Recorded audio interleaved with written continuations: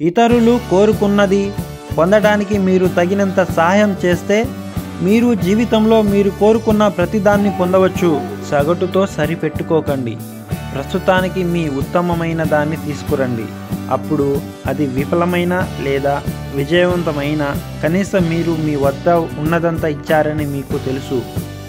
మేము వారితో వచ్చినప్పుడు మేము ఉపయోగించిన రకమైన ఆలోచనలతో సమస్యలను పరిష్కరించలేము. మీరు ఎప్పటికీ జీవించినట్లు నేర్చుకోండి. రేపు మీరు చనిపోయేలా జీవించండి.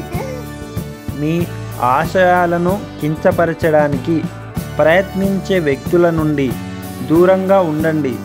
చిన్న మనసులు ఎప్పుడు అలానే చేస్తాయి, కానీ గొప్ప మనసులు మీరు కూడా గొప్పవారు కాగలరనే అనుభూతిని ఇస్తాయి. మీరు ఇతరులకు ఆనందాన్ని ఇచ్చినప్పుడు బదులుగా మీరు మరింత ఆనందాన్ని పొందుతారు.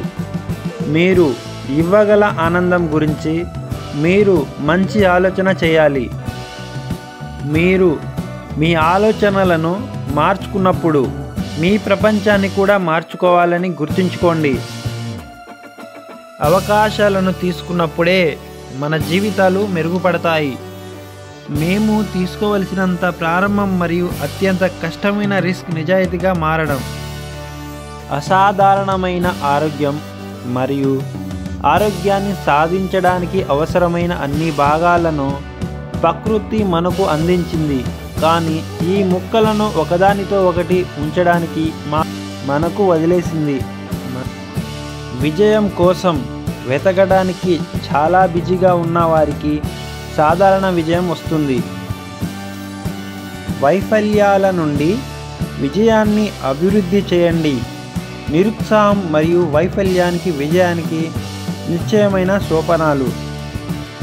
అంతిమ విజయానికి 3 మార్గాలు ఉన్నాయి.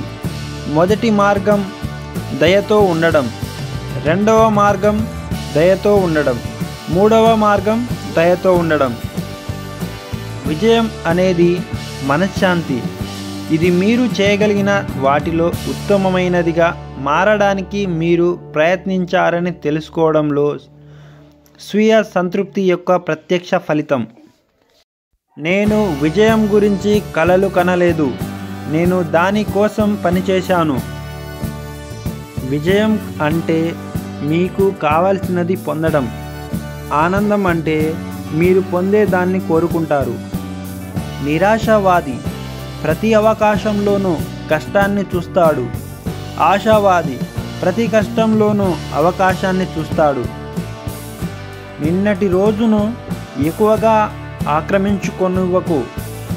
మీరు విజయం నుండి కంటే వైఫల్యాల నుండి ఎక్కువ నేర్చుకుంటారు. అది మిమ్మల్ని ఆపనివ్వకు.